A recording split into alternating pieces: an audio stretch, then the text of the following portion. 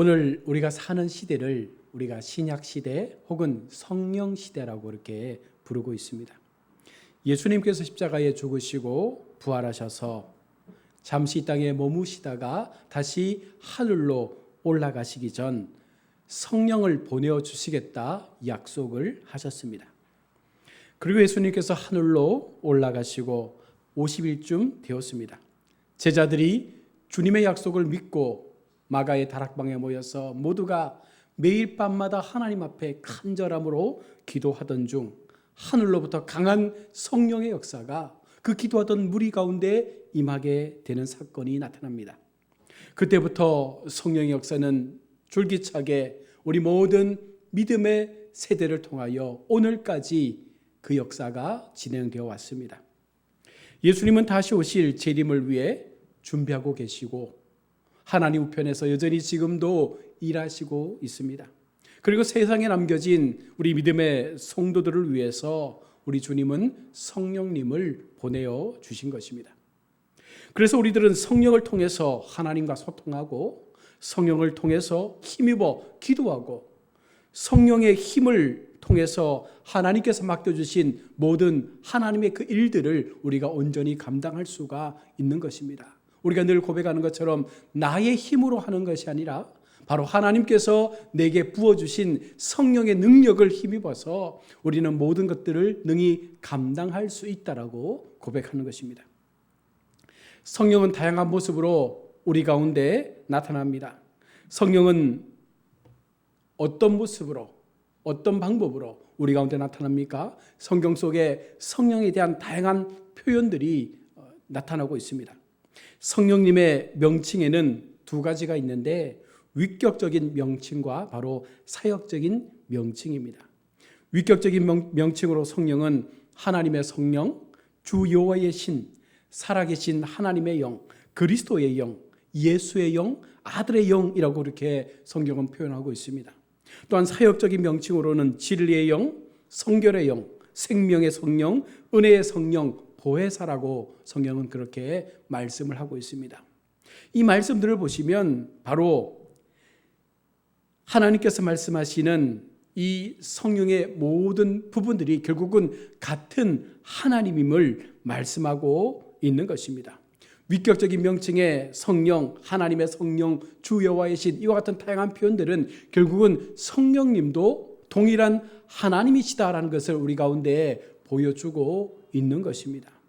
또한 사역적 명칭의 진리의 영, 성결의 영, 보혜사 등은요 결국은 우리 속에 함께 하셔서 우리의 길과 우리의 사역과 우리의 삶의 모든 부분 가운데 바로 그 하나님 되신 성령님께서 우리와 동행하여 주시고 우리의 인생 가운데 하나님의 거룩한 일들을 감당하기 위하여 우리와 늘 함께 하시는 그와 같은 성령님이라 말하고 있는 것입니다. 아울러 성령님에 대한 다른 표현들도 있습니다. 비둘기로, 물로, 불로, 바람으로, 호흡으로, 기름으로, 보증으로, 인치심 등의 다양한 표현을 통해서 그 성령님을 우리 가운데 증거하고 있는 것입니다. 성령 하나님은 보혜사 성령님으로 우리를 변호하시고 우리와 함께 해주시고 우리를 지켜주시고 우리를 돌보아 주시고 늘 우리 곁에서 바람처럼 불처럼 역사하시는 그와 같은 분이심을 말씀하고 있는 것입니다. 성령의 많은 사역 가운데 중요한 사역 하나가 있는데 오늘 말씀의 주제가 바로 그것입니다. 바로 우리 성도들로 하여금 하나님의 말씀이 기억나도록 하는 것이 바로 성령의 사역입니다. 여기에는 분명한 전제가 뒤따르게 됩니다. 무엇입니까? 바로 예수님을 나의 구주로 고백하고 하나님이 주신 말씀을 날마다 나의 마음 가운데 가득가득 채우는 성도에게 성령님은 그 말씀이 깨달아지는 그 말씀이 날마다 우리의 마음 가운데서 일어날 수 있는 기억날 수 있는 그런 은혜로 우리를 인도해 준다는 것입니다. 여러분 말씀이 마음에 채워져 있지 않으면 성령님께서 아무리 그 말씀을 깨우쳐 주려고 해도 우리에게 깨우쳐 줄 수 있는 방법이 없는 거예요. 우리가 말씀을 읽고 그 말씀을 마음에 새기고 날마다 그 말씀을 우리의 마음의 저금통에 축적해 나갈 때에 어느 순간 성령께서 우리의 상황 가운데 찾아오셔서 그 말씀으로 말씀되게 하시는 놀라운 능력들을 우리 삶 가운데 보여주는 것입니다. 여러분 하나님을 믿고 싶다면 먼저는 말씀을 읽으셔야 합니다. 말씀을 들음으로, 말씀을 통해서 우리는 믿음 가운데 더욱더 굳건하게 세워질 수가 있습니다. 하나님을 더 깊이 만나고 싶다면 말씀을 읽어야 합니다. 성경은 하나님께서 우리에게 주신 영의 양식이라고 말합니다. 성도가 하나님을 믿고자 할 때에 그 영의 양식을 먹어야 우리의 영육이 건강해질 수 있고 우리의 삶이 하나님의 말씀으로 더욱더 단단하게 세워져 갈 수가 있는 것입니다. 읽으면 믿음이 생깁니다. 읽으면 더 믿음이 강하게 우리 속에 자라나게 되는 것입니다. 우리가 유창하게 기도하지 못한다 할지라도, 우리의 믿음의 연수가 짧다 할지라도, 밤을 새워 기도하지 못한다 할지라도, 여러분 아름다운 하음으로 찬양대에서 우리가 찬양하지 못한다 할지라도, 여러분 필요할 때마다 적절한 말씀을 생각하면서 그 말씀으로 살아가는 사람이 있다면 그가 바로 하나님의 사람이요 성령의 충만함을 입은 사람이라고 말할 수 있는 것입니다. 어느 한 가정의 어머니가 아이들을 날마다 말씀으로 양육합니다. 어릴 적부터 아이들에게 말씀을 읽어주고 말씀의 동화책을 읽어주면서 그 아이들이 하나님을 더 가까이 만날 수 있도록 도와준 것입니다. 매일매일 말씀에 암송을 시키고 그 말씀을 마음에 담는 훈련을 한 것입니다. 아이들의 마음에는 그것이 때때로 부담스럽기도 하고 그 아이들의 삶을 힘들게 하기도 했을 것입니다. 그러나 그 어머니는 꾸준하게 아이들을 말씀으로 양육했습니다. 이 모든 아이들이 성장해서 이제 어엿한 사회인이 되었습니다. 열심히 자신의 일에 최선을 다하며 살아갑니다. 그런데 어느 날 문득 그 아이의 삶에 힘들고 어려운 상황이 닥치게 됩니다.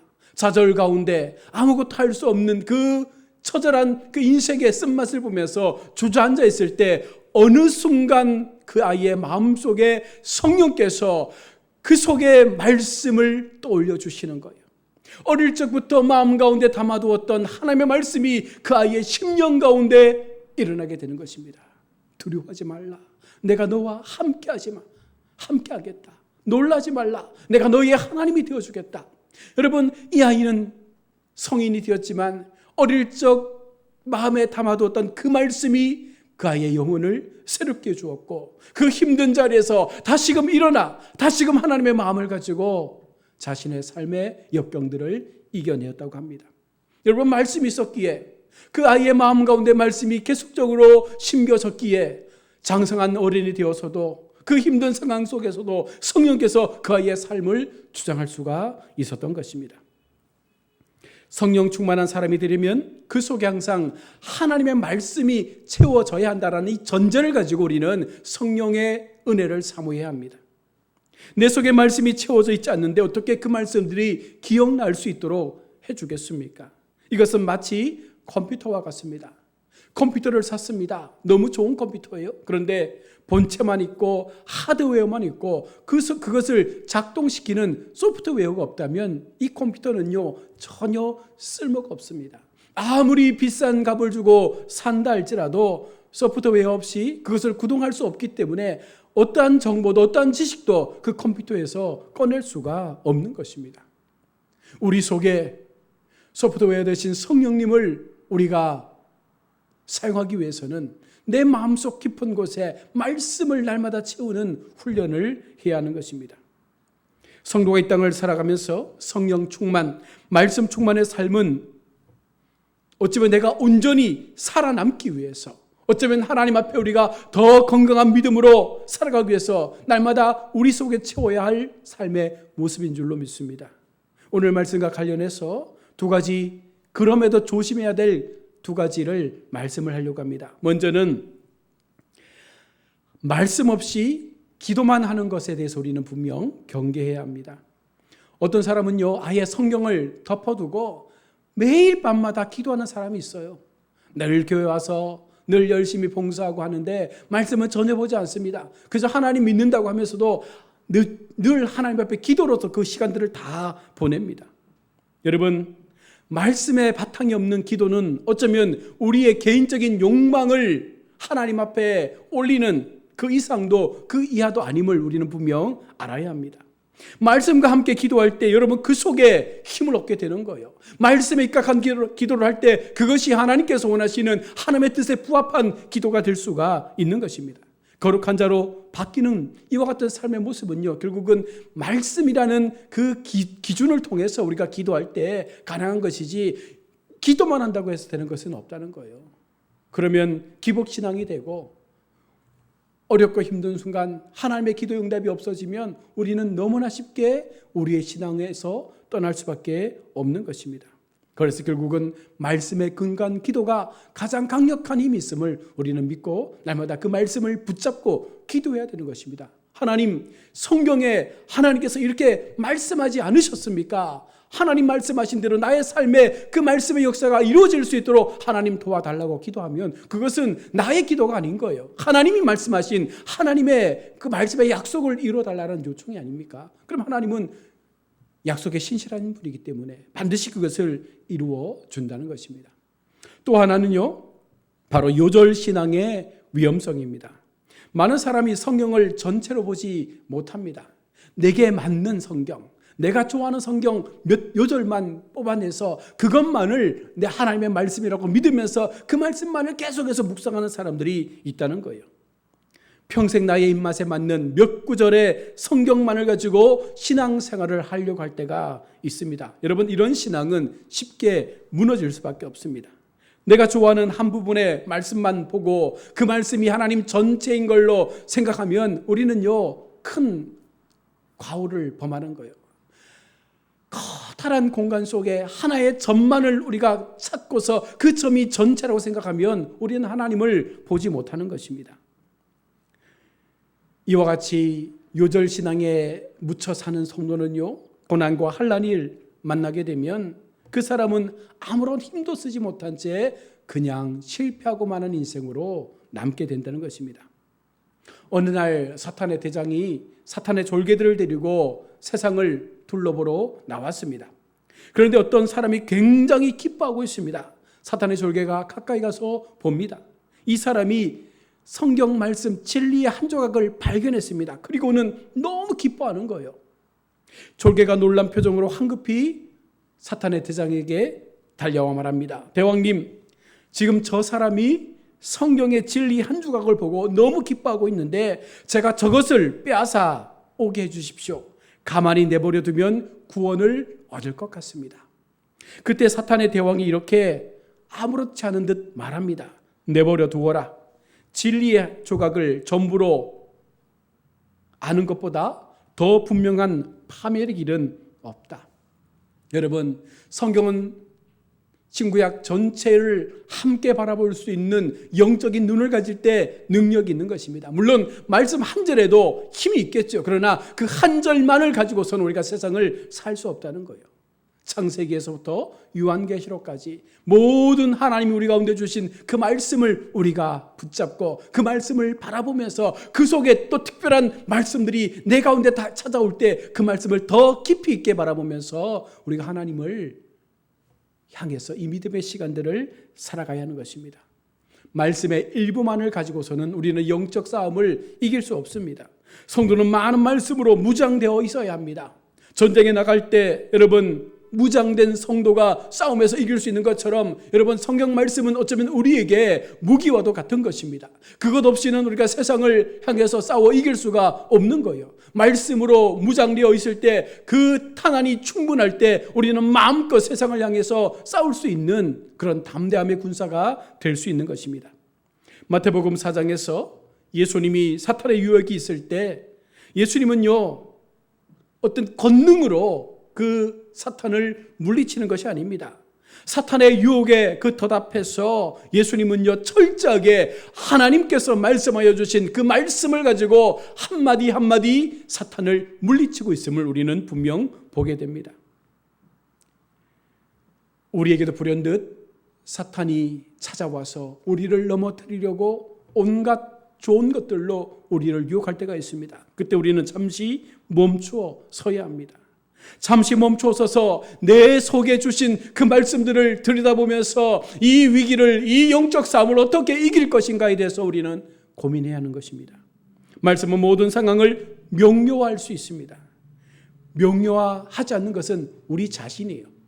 말씀 안에는 빛이 있고 길이 있습니다. 우리가 그것을 알지 못하기에 늘 혼란스럽게 허둥지둥 헤매고 있을 뿐입니다. 우리의 삶에서 불분명한 것은 명료화되지 않은 우리 자신이죠. 왜 이 세상이 이처럼 어렵습니까? 왜 이처럼 이 세상이 혼란스럽습니까? 우리 스스로가 명료화되지 못하기 때문에 그런 거예요. 무엇이 진리이고 무엇이 하나님 앞에 옳은 것인지를 알지 못하기 때문에 방황할 수밖에 없는 것입니다. 그때 우리는 분명하게 주님의 말씀 앞에 서야 합니다. 주님의 말씀으로 우리를 채워가야 하는 것입니다. 도대체 말씀으로 우리를 채우지 않고서 어떻게 영이신 하나님을 우리가 만날 수 있고 그 영적인 하나님의 은혜를 경험할 수 있겠습니까? 어떻게 우리가 말씀 없이 하나님을 따라간다라고 고백할 수 있겠습니까? 성령 충만한 삶은 바로 그 속을 말씀으로 채우는 삶이 곧 성령 충만의 삶이 되는 것입니다. 각자 마음에 손을 들어 생각해 보십시오. 평생에 단 한 번이라도 내가 성경을 전체적으로 읽어보았던 적이 한 번이라도 있는가? 한 번도 성경을 읽지 않고 한 번도 성경을 통독하지 않고 도대체 우리가 하나님을 믿는다면 어떤 하나님을 지금 믿고 있는 것입니까? 나 자신의 생각을 믿는 것입니까? 정기적으로 하루에 단 한 절이라도 여러분 주님 앞에 말씀을 읽고 그 말씀의 지침을 우리가 지키면서 우리의 믿음을 굳건하게 세우고자 하는 그 마음들이 우리 속에 있어야 하는 것입니다. 하루 10분 말씀 보고 하루 10분 찬양하고 하루 10분 기도할 수 있는 여러분 이것조차도 우리가 못한다면 우리가 어떻게 하나님을 나의 주님이라 고백할 수 있겠습니까? 우리는 결국 오늘도 욕망을 쫓아 어쩌면 하루의 시간들을 탕진하는 어리석은 삶을 살고 있는지 모릅니다. 그러나 그와 같은 시간들을 우리가 좀 더 줄이기 위해서 좀 더 영적인 삶에서 우리의 신앙을 바르게 세우기 위해서 여러분 성경을 읽어야 하는 거예요. 말씀을 통해서 성령의 충만함을 받고 그 성령의 인도하심을 통하여 성령의 깨닫게 하시는 그 은혜를 통하여 우리의 삶을 더욱더 부유한 삶으로 영적인 부유의 삶으로 만들어 가야 하는 것입니다. 성령은 주님이 하신 말씀을 결코 취소하지 않습니다. 주님께서 하신 그 말씀을 성령께서도 똑같이 우리 가운데 전하여 주시고 그 말씀을 확신시켜 주심을 오늘 성경은 말씀합니다. 예수님은 제자들을 떠나가신 후에 어떻게 제자들에게 말씀하실 것인가를 가르쳐 주었습니다. 누구를 위하여 성령을 보낼 것인가에 대해서 오늘 말씀이 뭐라고 대답합니까? 아버지께서 내 이름으로 나의 일을 위하여 보내실 것이다. 아버지께서 주님의 이름을 통해서 주님의 일을 이룰 수 있도록 성령을 보내주실 것이라 말씀하고 있는 것입니다. 성령은 아버지의 이름으로 우리 가운데 오십니다. 또 성령은 예수님의 이름으로 오셔서 그리스도의 약속을 우리에게 수행할 수 있도록 인도하여 준다는 것입니다. 또한 성령은 어떤 사명을 가지고 이 땅에 오셨습니까? 그가 너희에게 모든 것을 가르치고 성령은 우리에게 모든 것들을 가르치는 영으로 오신다는 거예요. 성령은 제자들에게 그들이 배워야 하고 또한 다른 사람들에게 가르쳐야 할 이 성경적인 지식들에 대하여 우리로 먼저 깨닫게 하고 그 깨달은 것을 또한 모르는 사람들에게 전달하고 알도록 하기 위하여 성령께서 우리 가운데 오셨음을 말씀하고 있는 것입니다. 하나님에 대한 것을 가르치기 위해서 여러분 먼저 내가 하나님을 알아야겠죠. 하나님에 대한 것을 우리가 깨닫기 위해서 먼저 내가 그 말씀을 우리의 삶에 담아야 되겠죠. 내가 너희에게 행한 모든 것을 생각나게 하시리라. 여러분 하나님께서 성령을 보내신 이유가 바로 이것입니다. 우리 마음 가운데 새겨놓았던 우리 마음 가운데 깊숙이 묻어두었던 그 말씀들이 어느 순간 생각나서 여러분 세상을 향하여 담대하게 살아갈 수 있는 믿음의 자녀로 우리를 이끌기 위하여 성령께서 이 땅에 오신 것입니다. 예수님은 제자들에게 가르친 교훈의 그 말씀들을 제자들이 잊어버릴 때마다 성령을 통하여 그것을 깨닫도록 하기 위하여 성령님을 보내어 주신 것입니다. 성령은 제자들에게 새로운 복음을 가르치는 것이 아닙니다.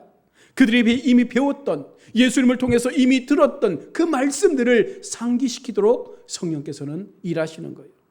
주님의 말씀을 이해할 수 있도록 인도해 주시는 것이 바로 성령님의 사역입니다. 모든 성도에게 있어서 은혜의 성령은 기억나게 하시는 분으로 우리 가운데 오셨다는 것을 여러분 명심하십시오. 사랑하는 우리 성도 여러분, 우리가 신앙생활에서 승리하는 길은 성령 충만, 말씀 충만을 통해서 주님의 길을 바르게 깨닫고 그 길 가운데 세워져서 하나님이 내게 목적하시고 원하신 바를 이뤄낼 수 있는 믿음의 사람으로 온전하게 세워질 때, 그 길을 온전히 걸어갈 때, 그것이 바로 하나님 앞에 성령 충만한 삶이요 말씀 충만의 삶을 이루는 삶인 줄로 믿습니다. 다른 길이 아니라 오직 진리의 길을 쫓아 내게 주신 그 시간들을 경주하며 마지막까지 말씀으로 채워진 우리의 삶을 성령께서 더욱더 충만하게 하심을 통하여 말씀이 충만하여지고 성령이 충만하여져서 우리가 가는 모든 길들 속에 하나님의 영광과 하나님의 역사가 드러날 수 있는 좀 멋진 그리스도의 삶을 살아가는 것, 여러분, 이것이 바로 우리에게 성령을 보내주신 예수님의 그 목적인 줄로 믿고, 또 한 주간 하나님 앞에 말씀을 붙잡고 씨름하며 성령 하나님의 놀라운 동행을 통하여 늘 깨닫게 하시고 늘 우리로 하여금 말씀의 진리를 경험케 하시는 그 은혜 속에서 이 한 주간도 승리할 수 있는 믿음의 성도들 다 되시기를 주의 이름으로 축원합니다. 아멘. 기도하겠습니다.